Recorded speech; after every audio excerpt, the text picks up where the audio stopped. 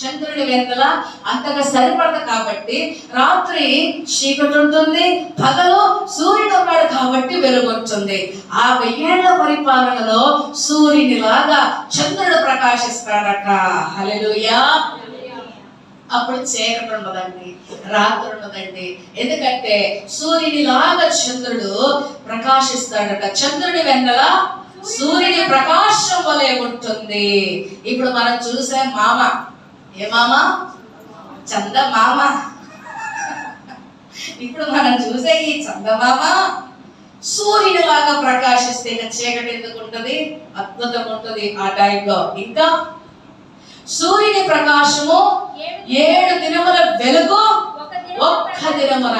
ఇప్పుడు సూర్యుని వెలుగు మనం చూస్తున్నాం, ఇంతకంటే 7 రెట్లు వెలుగు చూస్తామట. అప్పుడు సూర్యుడు ఇంతకంటే 7 రెట్లు ఎక్కువగా ప్రకాశిస్తాడట. లైట్లు అక్కర్లా మనకి. అప్పుడు చీకటి చీకటి చీకటి అని అరిసినా కూడా అసలు ఆ చీకటి స్వభావం మనకు ఉండదు కదా. ఆ టైంలో దేవుని మహిమతో ఉంటాం. చంద్రుడేమో సూర్యునిలాగా ప్రకాశిస్తాడు, సూర్యుడేమో 7 రెట్లు వెలుగు కలిగి ఒక్కరోజు ప్రకాశించినంత గొప్ప వెలుగు ఉంటుందట. రాత్రి ఉండదు, అంతా పట్ట పగలే.